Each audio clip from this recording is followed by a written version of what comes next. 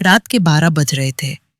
कमरे में मोगरे के फूलों और महंगी शराब की मिली जुली महक फैली हुई थी। मैं, अवंतिका सिंह, शहर की सबसे रईस बिजनेसवुमन, अपने बेडरूम के बीचों बीच खड़ी थी।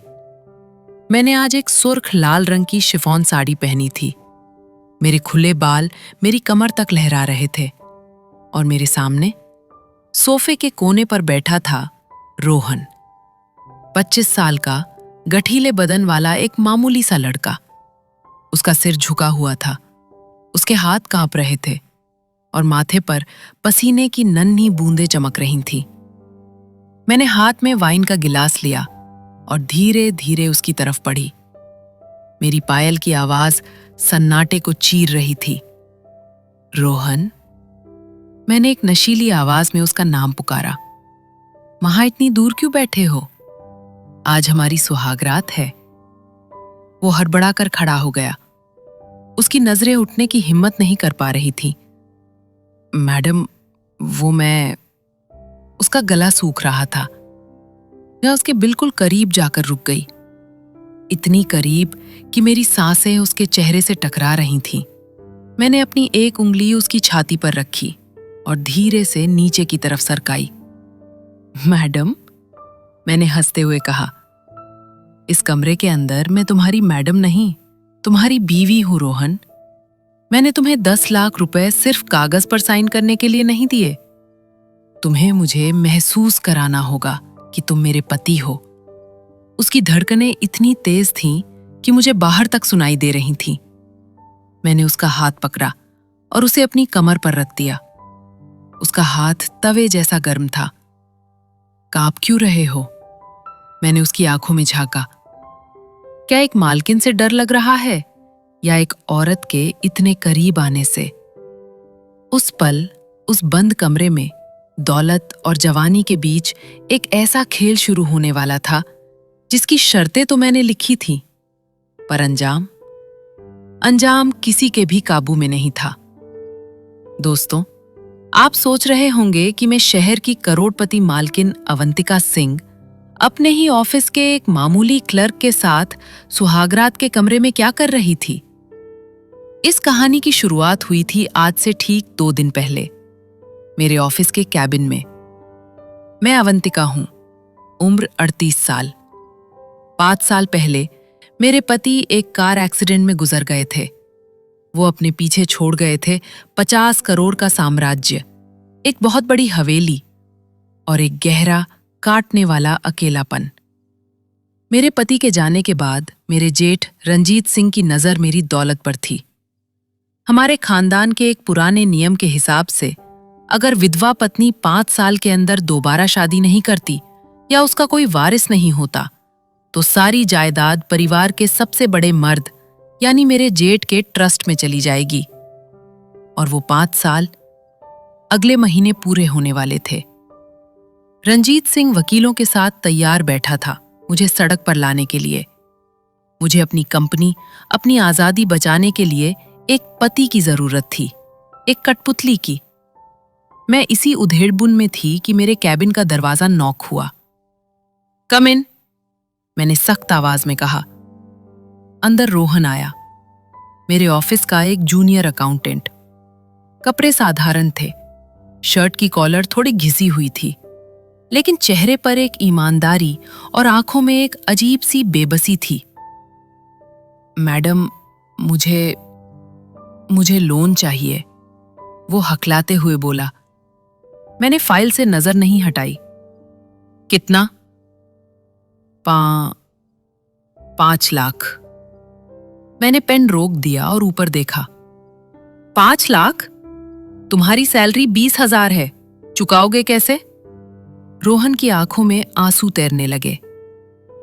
मैडम, मेरी मां हॉस्पिटल में है, उनका हार्ट का ऑपरेशन होना है। अगर कल तक पैसे जमा नहीं किए तो डॉक्टर ने जवाब दे दिया है। प्लीज मैडम, मेरी सैलरी से काट लेना, मैं जिंदगी भर आपकी गुलामी करूंगा। गुलामी, ये शब्द मेरे दिमाग में गूंज गया। मैं अपनी कुर्सी से उठी और उसके पास गई। मैंने उसे गौर से देखा। जवान था, साफ रंग, तीखे नैन नक्श। गरीबी ने उसे थका दिया था पर उसकी मर्दानगी और उसका व्यक्तित्व किसी भी महंगे सूट वाले से बेहतर था। मेरे दिमाग में एक ख्याल आया, एक सौदा। लोन तो नहीं मिलेगा रोहन? मैंने ठंडी आवाज में कहा। रोहन का चेहरा पीला पड़ गया। वो मेरे पैरों में गिरने को हुआ। मैडम प्लीज, मेरी मां मर जाएगी। उठो, मैंने डांटा। लोन नहीं मिलेगा, पर 10 लाख रुपए मिल सकते हैं, अभी के अभी, इसी टेबल पर। रोहन ने हैरान होकर मुझे देखा। 10 लाख? हाँ, लेकिन बदले में तुम्हें वो करना होगा जो मैं कहूंगी।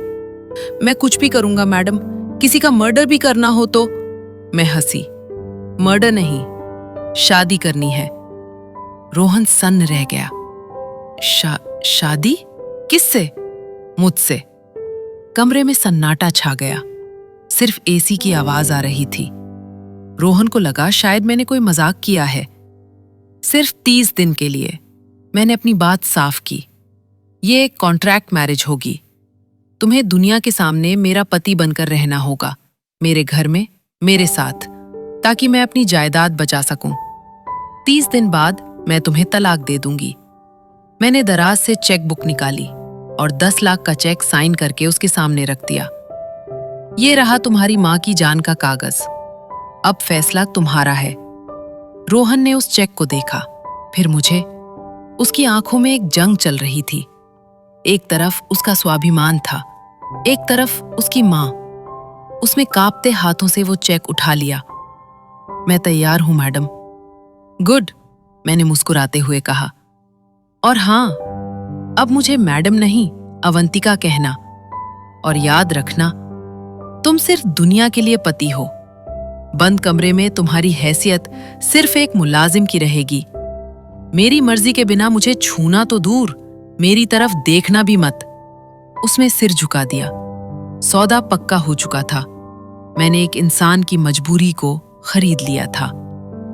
उसी शाम मैं रोहन को शहर के सबसे महंगे मॉल में ले गई। उसे अवंतिका सिंह का पति लगना था, तो उसका हुलिया बदलना जरूरी था। वो बहुत असहज था। इतनी चकाचौंध उसने कभी नहीं देखी थी। हम एक बड़े ब्रांडेड शोरूम में गए। मैंने उसके लिए 5 से 6 महंगे सूट और शर्ट्स निकलवाए। जाओ, पहन कर दिखाओ, मैंने हुक्म दिया। वो ट्रायल रूम में गया। 5 मिनट हो गए, वो बाहर नहीं आया। मैं झुंझला गई। मैं खुद ट्रायल रूम की तरफ गई। रोहन, क्या कर रहे हो इतनी देर से? मैंने दरवाजा खटखटाया। वो मैडम, इस शर्ट के बटन बहुत अजीब हैं, लग नहीं रहे। अंदर से घबराई हुई आवाज आई। मैंने आसपास देखा, कोई नहीं था। एक शैतानी ख्याल मेरे दिमाग में आया। मुझे उसे ये भी तो सिखाना था कि अब उसका मालिक कौन है।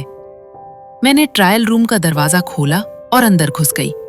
रोहन सिर्फ पैंट में था। ऊपर का बदन खुला था। उसमें नई शर्ट पहनी थी, पर बटन खुले थे। मुझे अचानक अंदर देखते ही वो बुरी तरह घबरा गया। वो अपनी छाती छुपाने की कोशिश करने लगा। मैडम, आप बाहर जाइए, मैं कर लूंगा। वो दीवार से सट गया। ट्रायल रूम बहुत छोटा था। हम दोनों के बीच मुश्किल से 6 इंच की दूरी थी। चारों तरफ आईने लगे थे, जिनमें मुझे उसका कसमसाता हुआ बदन दिख रहा था। शांत खड़े रहो, मैंने कहा और उसके करीब गई। लाओ, मैं करती हूं। मैं उसके बिल्कुल सामने खड़ी हो गई। मेरा चेहरा उसकी छाती के बराबर था। मैंने उसके शर्ट के कॉलर को ठीक किया। मैंने धीरे धीरे एक एक करके उसके बटन लगाने शुरू किए, नीचे से ऊपर की तरफ। जब मैं उसकी छाती के पास वाला बटन लगा रही थी, तो जानबूझकर मैंने अपनी उंगलियों का पिछला हिस्सा उसकी छाती पर फेर दिया। उसकी त्वचा बहुत सख्त और गर्म थी। उसकी धड़कनें किसी हथौड़े की तरह चल रही थी। मैंने ऊपर देखा। वो अपनी सांसें रोके हुए था। उसे इस तरह मेरे काबू में देखकर मुझे एक अजीब सा नशा महसूस हुआ, पावर का नशा। मैंने उसके कान के पास झुककर फुसफुसाया, सांस लो रोहन, अभी तो मैंने सिर्फ बटन लगाए हैं। आगे के 30 दिन कैसे गुजारोगे? वो पसीने से भीग गया था। एसी शोरूम में भी उसे गर्मी लग रही थी। जाओ, बाहर निकलो, मैंने कहा। उस दिन मुझे एहसास हुआ कि रोहन भले ही गरीब है, पर वो एक मर्द है, और मैं चाहे कितनी भी पत्थर दिल बनूं, हूं तो एक औरत ही। वो ट्रायल रूम वाला पल, वो सिर्फ एक्टिंग नहीं था, वहां कुछ तो चिंगारी उठी थी। अगले दिन कोर्ट मैरिज हो गई, बहुत चुपचाप। रोहन ने अपनी मां का ऑपरेशन करवा दिया था। वो खतरे से बाहर थी, अब वो पूरी तरह मेरा था। शाम को मैं रोहन को लेकर अपनी हवेली पहुंची। जैसे ही हम गेट पर पहुंचे, वहां पहले से ही एक काली एसयूवी खड़ी थी। मेरा जेठ रंजीत सिंह। मेरा खून खौल गया। उसे खबर मिल गई थी। रंजीत बरामदे में खड़ा सिगरेट पी रहा था। हमें देखते ही उसकी आंखों में शक तैरने लगा। अरे अवंतिका, उसने अपनी गंदी हंसी के साथ कहा, ये कौन है साथ में? नया ड्राइवर रखा है क्या? बड़ा चिकना है। रोहन ने अपना सिर झुका लिया। उसे अपनी बेइज्जती महसूस हुई। मुझे गुस्सा आ गया। मैंने आगे बढ़कर रोहन का हाथ कस के पकड़ लिया और उसे खींचकर अपने बराबर में खड़ा किया। ड्राइवर नहीं है रंजीत भैया, मैंने रंजीत की आंखों में आंखें डालकर कहा। पति है मेरे, मिस्टर रोहन सिंह, और इस हवेली के नए मालिक। रंजीत के मुंह से सिगरेट गिर गई। क्या? तूने शादी कर ली मुझसे बिना पूछे? मेरी जिंदगी है, मैं किसी से भी पूछूं। और हां, वो वसीयत वाला कागज तैयार रखिएगा। 5 साल की शर्त पूरी हो गई है। अब आप मेरी जायदाद को हाथ भी नहीं लगा सकते। रंजीत का चेहरा गुस्से से लाल हो गया। वो रोहन की तरफ बढ़ा और उसे ऊपर से नीचे तक देखा। अच्छा, तो ये है वो खुशकिस्मत। कहां से उठाया है इसे? सड़कों से? शक्ल से तो चोर उचक्का लगता है। रोहन कुछ नहीं बोला। वो बस चुपचाप खड़ा रहा, जैसा मैंने सिखाया था। चलो रोहन, मैंने कहा, और रंजीत को नजरअंदाज करके अंदर जाने लगी। जाते जाते रंजीत ने पीछे से कहा, शादी तो कर ली, पर यह शादी असली है या नाटक, ये मुझे पता करना आता है। अगर ये धोखा निकला ना, तो तुम दोनों को जेल की चक्की पिसवाऊंगा। उसकी धमकी ने मेरे दिल में एक डर पैदा कर दिया। रंजीत बहुत खतरनाक आदमी था। अगर उसे जरा भी शक हुआ कि ये कॉन्ट्रैक्ट मैरिज है, तो वो हमें बर्बाद कर देगा। मुझे समझ आ गया कि हमें बहुत सावधान रहना होगा। रात हो गई।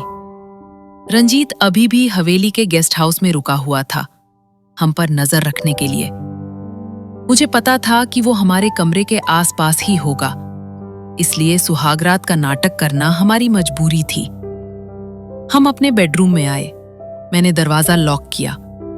रोहन कोने में खड़ा था, अभी भी उस सूट में जकड़ा हुआ। रिलैक्स रोहन, मैंने कहा, वो बस एक कुत्ता है जो भौंकता है। मैंने अलमारी से एक बोतल निकाली और 2 ग्लास बनाए। ये लो, इसे पी लो, तुम्हें इसकी जरूरत पड़ेगी। मैंने ग्लास उसकी तरफ बढ़ाया। मैं शराब नहीं पीता मैडम, उसने मना किया। पियो, मैंने आदेश दिया। ये मेरी रिक्वेस्ट नहीं, ऑर्डर है। रंजीत बाहर है, उसे लगना चाहिए कि अंदर जश्न मन रहा है, और तुम्हारी ये घबराहट ये शक पैदा करेगी। रोहन ने एक सांस में गिलास खाली कर दिया। शराब उसके हलक से नीचे उतरी और उसके चेहरे पर एक लाली आ गई। मैंने भी एक घूंट भरा। शराब और उस दिन की थकान ने मेरे अंदर के संयम को ढीला कर दिया था। मैंने कमरे की लाइट डिम कर दी और धीमा संगीत चला दिया। रोहन, मेरे पास आओ, मैंने सोफे पर बैठकर कहा। वो धीरे धीरे मेरे पास आया। शराब ने शायद उसकी झिझक थोड़ी कम कर दी थी। बैठो, मैंने अपने पास जगह बनाई। वो बैठ गया। हमारी जांघें आपस में सट रही थीं। रोहन, तुम्हें पता है, मेरे पति को मरे 5 साल हो गए, मैंने उसकी आंखों में देखते हुए कहा। 5 साल से इस बिस्तर पर कोई मर्द नहीं सोया। ये कमरा, ये दीवारें, सब मुझे काटने को दौड़ती थी। रोहन मेरी तरफ देख रहा था। उसकी आंखों में अब डर की जगह एक सम्मोहन था। मैं आज उसे बहुत खूबसूरत लग रही थी। मैंने अपना हाथ उसके घुटने पर रखा। रंजीत को यकीन दिलाने के लिए हमें वो आवाजें, वो माहौल बनाना पड़ेगा रोहन, जो सुहागरात पर होता है, मैंने फुसफुसाया। मैंने उसका हाथ पकड़कर अपनी कमर पर रख दिया। छू कर देखो, क्या मैं तुम्हें अपनी बीवी नहीं लगती? रोहन का हाथ कांप रहा था, पर उसने हटाया नहीं। मैडम, आप बहुत सुंदर हैं। शराब के नशे में उसके मुंह से सच निकल गया। तो फिर साबित करो, मैंने चुनौती दी। साबित करो कि मैंने 10 लाख रुपए बेकार नहीं किए। मैं उसके और करीब खिसक गई। मैंने अपना सिर उसके कंधे पर रख दिया। मेरा एक हाथ उसकी छाती पर था। उसके सूट के बटन खोल रहा था। माहौल बहुत गर्म हो चुका था। रोहन की सांसें भारी हो गई थीं। एक मर्द की फितरत जाग रही थी। वो भूल गया कि मैं मालकिन हूं। वो भूल गया कि ये नाटक है। उसने अपने दोनों हाथों से मेरा चेहरा थाम लिया। उसकी आंखों में एक अजीब सी दीवानगी थी। अवंतिका, उसने मेरा नाम लिया, बिना जी या मैडम लगाए। वो मेरे होंठों की तरफ झुका। वो मुझे किस करने वाला था। मेरा दिल भी जोरों से धड़क रहा था। एक पल के लिए, बस एक पल के लिए, मेरा भी मन हुआ कि मैं उसे न रोकूं। मैं भी इस अकेलेपन से थक चुकी थी। उसके होंठ मेरे होंठों से बस 1 इंच दूर थे। उसकी गर्म सांसें मुझे महका रही थीं। तभी मेरे अंदर का अहंकार जाग गया। मुझे याद आया कि ये मेरा नौकर है, मैंने इसे खरीदा है। जैसे ही उसने मुझे छूने की कोशिश की, मैंने पूरी ताकत से उसे धक्का दिया। उसका नशा उतर गया। अपनी औकात में रहो रोहन, मैं चिल्लाई। हिम्मत कैसे हुई मुझे छूने की? मैंने तुम्हें नाटक करने के लिए कहा था, सच में पति बनने के लिए नहीं। रोहन जमीन पर बैठा, हक्का बक्का मुझे देख रहा था। उसे समझ नहीं आया कि अचानक क्या हुआ। तुम सिर्फ एक खरीदे हुए गुलाम हो, मैंने उंगली दिखाकर कहा। तुम्हारे जैसे लोग मेरे पैरों में बैठने लायक होते हैं, मेरे बिस्तर पर नहीं। आज रात तुम यहीं जमीन पर सोओगे। खबरदार जो बेड की तरफ देखा भी तो। रोहन की आंखों में आंसू और अपमान दोनों थे। वो चुपचाप सिर झुकाकर वहीं कालीन पर लेट गया। मुझे अपनी जीत महसूस हुई। मैंने उसे उसकी जगह दिखा दी थी। मैं बेड पर लेटने के लिए मुड़ी। तभी मेरी नजर बेडरूम के दरवाजे के नीचे पड़ी। वहां एक परछाई थी। कोई दरवाजे के बिल्कुल सट कर खड़ा था और उसने हमारी सारी बातें सुन ली थीं। नशे में मुझे इस बात का होश ही नहीं रहा था। मेरा दिल थक से रह गया। क्या वो रंजीत था?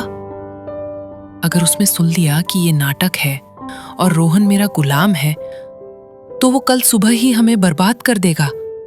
परछाई हिली और फिर कदमों की आवाज दूर जाने लगी। वो चला गया था। पर अब वो क्या करेगा? क्या हमारा राज खुल चुका था? क्या कल सुबह मेरी बर्बादी का सवेरा होने वाला था? मैं उस रात सो नहीं पाई। मैं बिस्तर पर करवटें बदलती रही और रोहन जमीन पर।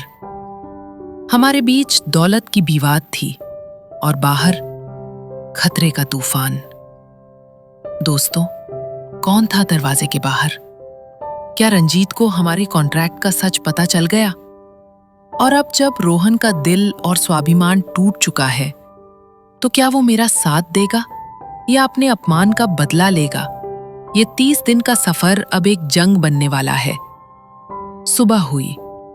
सूरज की पहली किरण के साथ ही हमारे बेडरूम के दरवाजे पर एक जोरदार दस्तक हुई। धड़ धड़ धड़। मेरा दिल मुंह को आ गया। मैंने रोहन को देखा। वो भी जाग चुका था। उसकी आंखों में रात वाले अपमान का दर्द अभी भी था, पर दरवाजे की आवाज सुनकर वो सतर्क हो गया। उसने उठकर अपना सूट ठीक किया। मैंने कांपते हाथों से दरवाजा खोला। सामने रंजीत सिंह खड़ा था। उसकी आंखों में नींद की जगह एक गंदी विजयी मुस्कान थी। सुप्रभात, उसने कमरे के अंदर झांकते हुए कहा। रात को बड़ी जोर जोर से बातें हो रही थी। औकात, गुलाम, खरीदा हुआ पति। मैंने सही सुना ना? मेरा खून जम गया। उसमें सब सुन लिया था। रंजीत अंदर आया और रोहन के सामने खड़ा हो गया। क्यों बे नौकर, रात को मालकिन ने जमीन पर सुलाया? मुझे तो पहले ही शक था कि ये शादी नहीं नौटंकी है। अब देख, मैं तेरा और तेरी इस मालकिन का क्या हाल करता हूं। आज पंचायत जुड़ेगी और ये जायदाद मेरी होगी। मेरा खेल खत्म हो चुका था। तभी रोहन, जो अब तक सिर झुकाए खड़ा था, अचानक हंसा, एक बेखौफ हंसी। उसने आगे बढ़कर रंजीत की आंखों में आंखें डाली। बड़े भैया, रोहन ने भारी आवाज में कहा, कानों का इलाज करवा लीजिए। रात को बंद कमरे में पति पत्नी के बीच प्यार हो रहा है या तकरार, ये सुनने के लिए कान दरवाजे पर लगाना आपके जैसे रईस को शोभा नहीं देता। रंजीत का चेहरा उतर गया। तू मुझे सिखाएगा? हाँ। रोहन ने मेरा हाथ पकड़ लिया। उसकी पकड़ इतनी सख्त थी कि मुझे दर्द हुआ, पर उस दर्द में एक सहारा था। अवंतिका मेरी पत्नी है और पति पत्नी में झगड़े होते हैं। मैंने कल कोई गलती की थी, इसलिए इन्होंने मुझे जमीन पर सुलाया। इसमें नौकर और मालिक कहां से आ गया? क्या आप अपनी बीवी से कभी नहीं लड़ते? रोहन ने जिस कॉन्फिडेंस से झूठ बोला, रंजीत चकरा गया। उसे लगा शायद उसमें गलत मतलब निकाल लिया। ठीक है, रंजीत ने दांव बदला। देखते हैं ये पति पत्नी का नाटक कब तक चलता है। 30 दिन बाद वसीयत खुलेगी, तब तक मैं यहीं हूं। वो पैर पटकते हुए चला गया। दरवाजा बंद होते ही मैंने राहत की सांस ली। मैंने रोहन की तरफ देखा। मैं उसे थैंक यू कहना चाहती थी, पर रोहन ने मेरा हाथ झटक दिया। गलतफहमी में मत रहिएगा मैडम, उसने ठंडी आवाज में कहा। ये मैंने आपके लिए नहीं, अपने 10 लाख रुपयों के लिए किया है। जिस दिन 30 दिन पूरे होंगे, मैं एक पल नहीं रुकूंगा। वो बाथरूम में चला गया। उस दिन मुझे पहली बार अपनी दौलत पर नहीं, अपने अकेलेपन पर गुस्सा आया। मैंने एक इंसान का दिल दुखाया था। अगले 10 दिन एक अजीब सी खामोशी में बीते। हम दुनिया के सामने परफेक्ट कपल थे और कमरे के अंदर अजनबी। रोहन अपना रोल बखूबी निभा रहा था। वो मुझे टाइम पर दवाई देता, मेरे साथ ऑफिस जाता, रंजीत के हर सवाल का जवाब देता। पर उसकी आंखों में मेरे लिए वो इज्जत नहीं थी जो पहले थी। अब सिर्फ फर्ज था। और मैं धीरे धीरे पिघल रही थी। उसका वो रूखापन मुझे चुभने लगा था। मैं चाहती थी कि वो मुझे देखे। एक सुबह मैं नहाने गई। मेरा ध्यान कहीं और था। जैसे ही मैं बाथटब से बाहर निकलने लगी, मेरा पैर फिसला। आह! मेरे मुंह से चीख निकली और मैं धड़ाम से गिर पड़ी। मेरे टखने में भयंकर मोच आ गई। मैं उठ नहीं पा रही थी। दर्द से मेरी जान निकल रही थी। अवंतिका, बाहर से रोहन की आवाज आई। क्या हुआ? रोहन, मदद! मैं कराह उठी। दरवाजा लॉक नहीं था। रोहन ने दरवाजा खोला और अंदर आ गया। मैं भीगी हुई थी। मैंने सिर्फ एक बाथरोब लपेटा हुआ था, जो गिरने की वजह से थोड़ा खुल गया था। मुझे उस हालत में देखकर रोहन एक पल के लिए ठिठका। उसने अपनी आंखें फेर ली। मैं कांताबाई को बुलाता हूं। वो वापस मुड़ा। रुको, मैं रो पड़ी। दर्द हो रहा है, प्लीज। रोहन रुका। उसने एक गहरी सांस ली। वो मेरे पास आया और उसने अपनी आंखें बंद कर ली। माफ कीजिएगा, उसने कहा और अपनी मजबूत बाहों में मुझे उठा लिया। उसका शरीर मेरे गीले बदन से सटा हुआ था। उसके सीने की गर्मी मेरे ठंडे शरीर में उतर रही थी। उसने मुझे गोद में उठाकर बेडरूम तक लाया और बिस्तर पर लिटा दिया। उसने मेरी तरफ देखा नहीं। वो सीधा फर्स्ट एड बॉक्स लाया। उसने मेरा पैर अपने हाथ में लिया। मेरा पैर उसके हाथ के मुकाबले कितना नाजुक लग रहा था। उसने बाम लगाया और धीरे धीरे मालिश करने लगा। आह!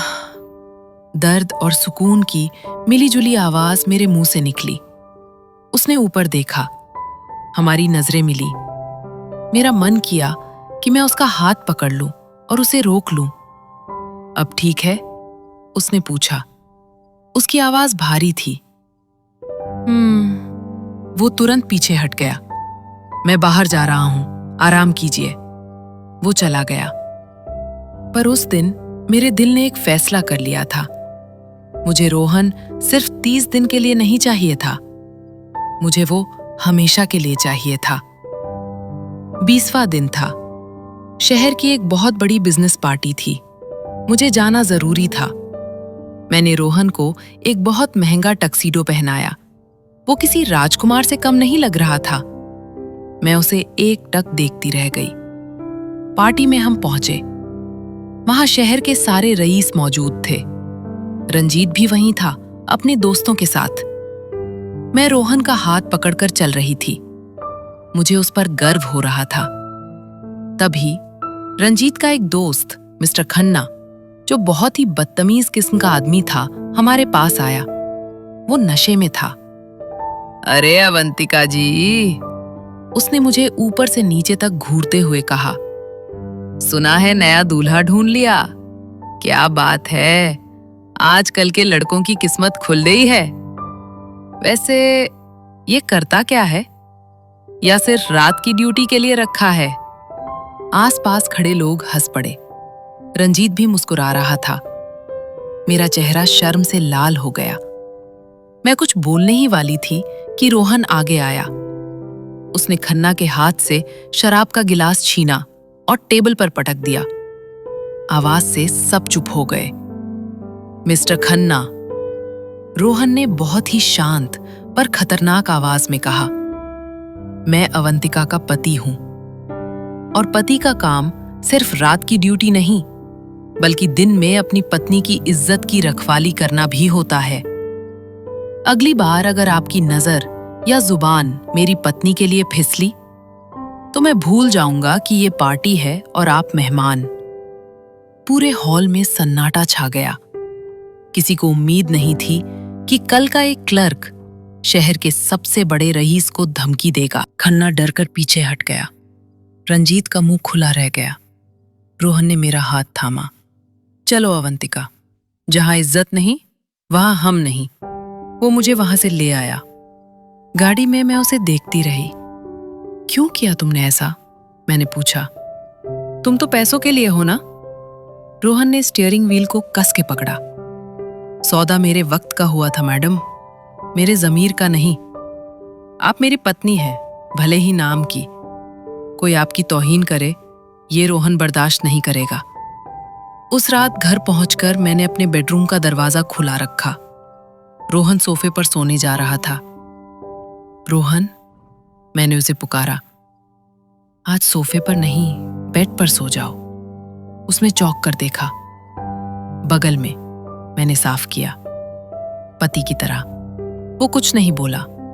वो आया और मेरे बगल में लेट गया। हमारे बीच एक तकिए की दूरी थी, पर उस रात मुझे 5 साल बाद पहली बार बिना डर के नींद आई। दोस्तों, पैसा आपको बिस्तर दे सकता है, पर नींद और सुकून सिर्फ एक सच्चा साथी दे सकता है। अगर आपको रोहन का किरदार पसंद आ रहा है तो इस वीडियो को अभी लाइक करें।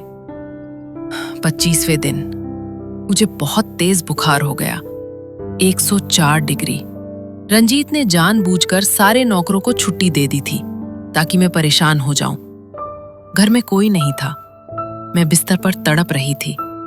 मेरा शरीर आग की तरह जल रहा था। रोहन, वो एक पल के लिए भी मेरे पास से नहीं हटा। उसने पूरी रात मेरे सिर पर पट्टियां रखी।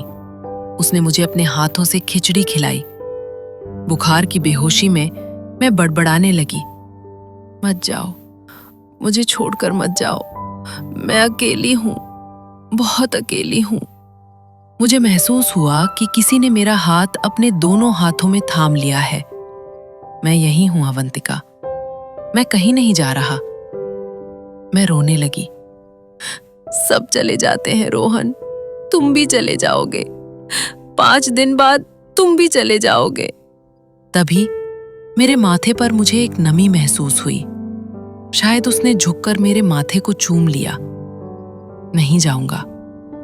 अगर तुम रोकोगी तो कभी नहीं जाऊंगा। सुबह जब मेरी आंख खुली तो मेरा बुखार उतर चुका था और मैं रोहन के सीने पर सिर रखकर सो रही थी। उसने मुझे अपनी बाहों में जकड़ा हुआ था। उस सुबह मुझे एहसास हुआ कि मैं इस लड़के से प्यार करने लगी हूं, बेइंतहा प्यार। मुझे मेरी जायदाद नहीं, ये लड़का चाहिए। आखिरकार वो दिन आ गया, 30वां दिन, कॉन्ट्रैक्ट का आखिरी दिन। सुबह सुबह रंजीत सिंह अपने वकील और पुलिस के साथ हवेली आ गया। मैं हॉल में बैठी थी। रोहन मेरे साथ खड़ा था। खेल खत्म, रंजीत ने एक फाइल टेबल पर फेंकी। मुझे पता चल गया है, ये शादी फर्जी है। ये लड़का रोहन तुम्हारे ऑफिस का क्लर्क है जिसे तुमने 10 लाख में खरीदा है। मेरे पास इसके सबूत हैं।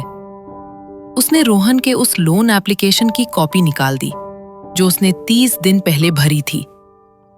पुलिस इंस्पेक्टर, गिरफ्तार कीजिए इसे धोखाधड़ी के जुर्म में, और ये सारी जायदाद अब मेरी है। पुलिस रोहन की तरफ बढ़ी। रोहन ने मुझे देखा। उसकी आंखों में एक सवाल था, क्या मैं सच बोलूं?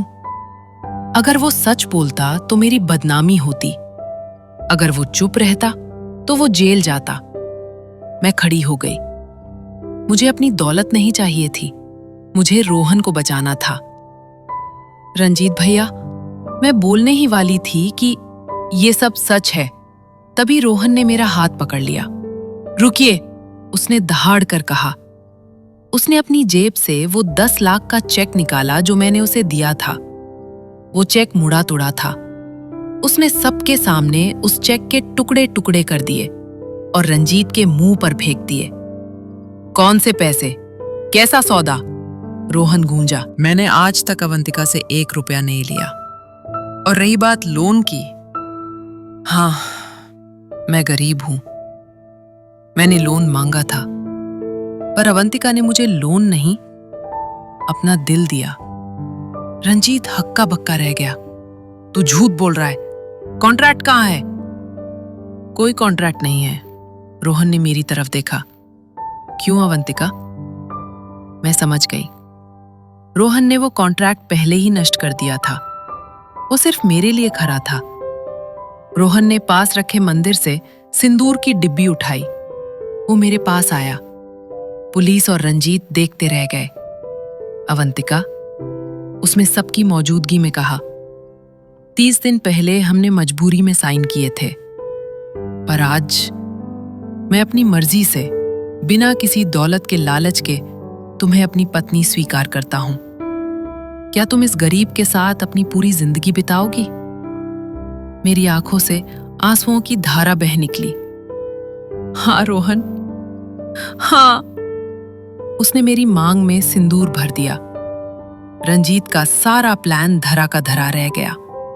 बिना कॉन्ट्रैक्ट के वो कुछ साबित नहीं कर सकता था। हम कानूनी और सामाजिक रूप से पति पत्नी थे। पुलिस ने रंजीत से माफी मांगी और चली गई। रंजीत पैर पटकता हुआ बाहर निकल गया। उस रात हमारे बेडरूम का दरवाजा फिर से बंद हुआ। पर आज कोई नाटक नहीं था, कोई शराब नहीं थी, कोई शर्त नहीं थी। मैं और रोहन बिस्तर पर बैठे थे। रोहन मुस्कुराया। उसने मुझे अपनी बाहों में खींच लिया। तुमने कहा था ना, मुझे तुम्हें महसूस कराना होगा कि मैं तुम्हारा पति हूं। उसने मेरे कान में फुसफुसाया। हाँ, मैं पिघल गई। तो आज रात कोई शर्त नहीं, सिर्फ हम। उसने लाइट बंद कर दी। अंधेरे में 2 टूटे हुए दिलों ने एक दूसरे को पूरा कर दिया। मैंने अपनी दौलत बचाने के लिए शादी की थी, पर बदले में मुझे मेरी दुनिया मिल गई। दोस्तों, अगर आपको हमारी ये अनोखी प्रेम कहानी पसंद आई हो तो चैनल को सब्सक्राइब करके हमारे परिवार का हिस्सा बने।